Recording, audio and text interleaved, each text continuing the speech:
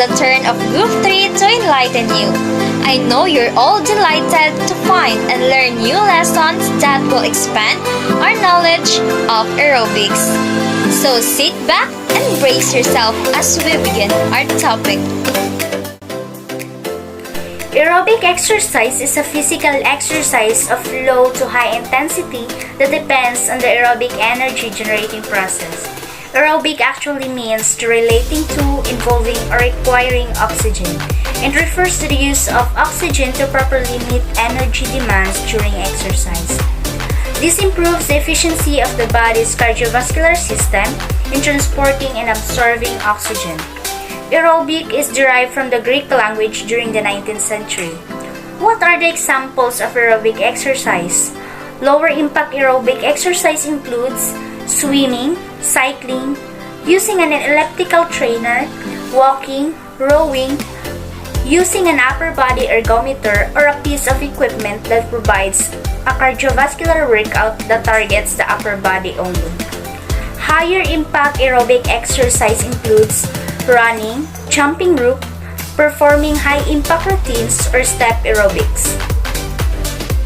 Example of aerobic exercise. Origin of aerobic exercises. The history of cardio exercises could be traced back to the 1960s. The term aerobics was first coined by Dr. Kenneth H. Cooper, an exercise psychologist based in San Antonio Air Force Hospital, Texas. He developed a system of exercises to prevent coronary artery sickness. This system was originally intended for use in the military. However, Cooper decided that the general public would also benefit from his exercises, especially people suffering from obesity. He then gathered all the aspects and methods he founded and published it in his book Aerobics, which was released across the United States in 1968. Jackie Sorenson developed dance routines shortly after Cooper's book was published. This is now known as dance aerobics. Professional gymnast Jean Miller developed step aerobics in 1989 after rehabilitating her knee on the steps of her front porch. She then sold it to Reebok. Did you know that aerobic exercises prevent the development of cancers, prevent the formation of diabetes, prevent depression, prevents cardiovascular disease, prevent osteoporosis? Example of dance aerobic. Example of step aerobics. Changes in aerobic exercises today. Aerobic exercises are now mixed with music to slim and tone, mostly women. An example of this would be Zumba. It is usually taught in a cardio class, but another example of an aerobic exercise that is now in the form of a class is cycling. These are tones or not only cycling classes but also cycling gyms that focus on just the practice of using the stationary bike on the increased heart and breathing rate. People use water aerobics a lot nowadays. They even made water weights made of foam that people can use in the pool to take the exercises to a new level. There are plenty of water aerobic classes offered at your local gyms as well.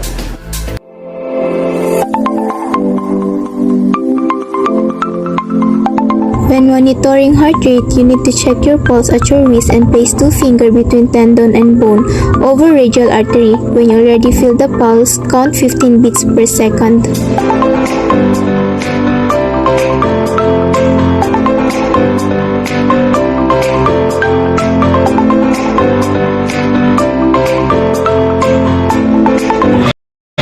So, when you can hear the word jumping rope, what comes to your mind? Are you guys can experience doing or playing jumping rope? And I think all of us is familiar in the word jumping rope. So what is jumping rope? Jumping rope is a form of exercise that involves swinging a rope around your body and jumping over it as it passes under the feet. It's a form of cardiovascular training since the constant movement elevates your heart rate. Basic concept of jumping rope is simple.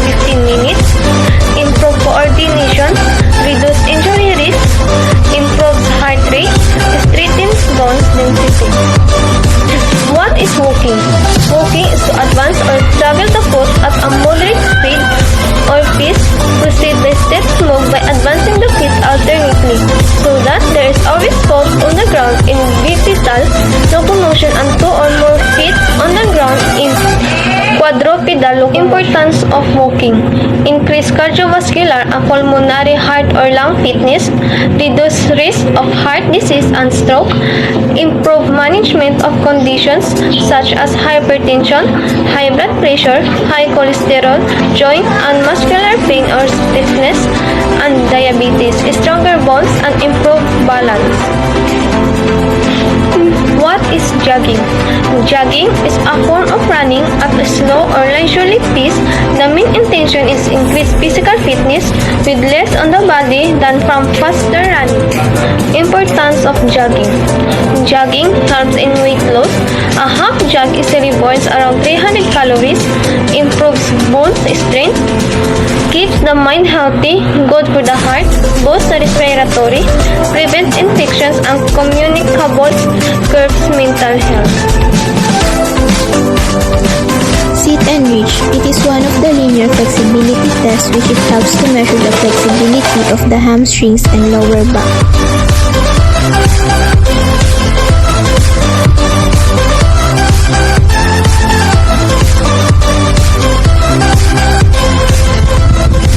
Sit on the floor, the hips, legs and back is against on the floor while the bottom of the feet is against the sit and reach box. After that, place one hand on the box and reach as far as possible.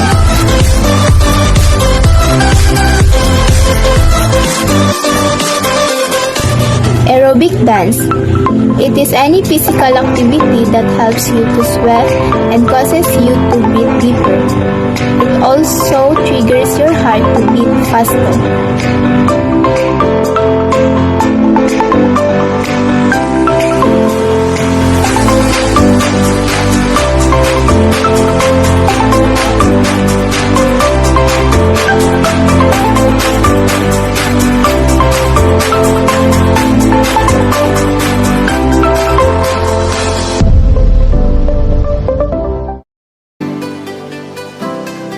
And now let's move on to lesson 3 of the Module 3, which is sample Zumba dance, aerobic exercises, and other fitness dance demo. Let's tackle the difference between Zumba and aerobics. So when we say Zumba, it is a workout dance in which you have to involve the entire body for every movement. So it's based on the Latin dance movement which relays on burning calories from the whole body. Okay, next we have aerobics. So when we say aerobics, it is the workout type which involves jumping, running, skipping, and etc. I know you're all ready to discover the benefits if we used to dance Zumba aerobic exercises. Guys, did you know that Zumba targets lots of different muscle groups at once for total body toning? Boost your heart health and of course, helps you de-stress. So aerobic exercise can reduce health risk, help maintain a healthy weight, strengthen your heart, and boost your mood. So at this point, as it relates to our topic, let us all have a look at our sample Zumba dance aerobic exercise to be performed by Mr. Alan J. Redoble.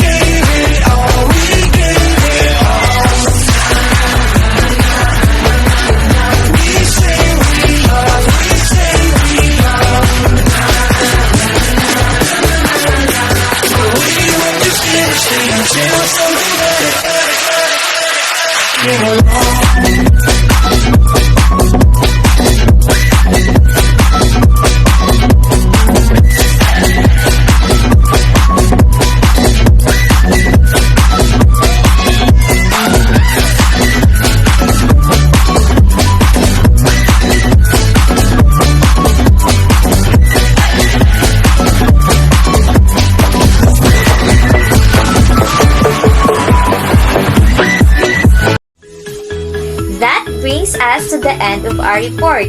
So on behalf of my workmates, thank you for listening, and I hope that every one of you learned some knowledge about our topic, to be fit and sexy. That would be all. Thank you.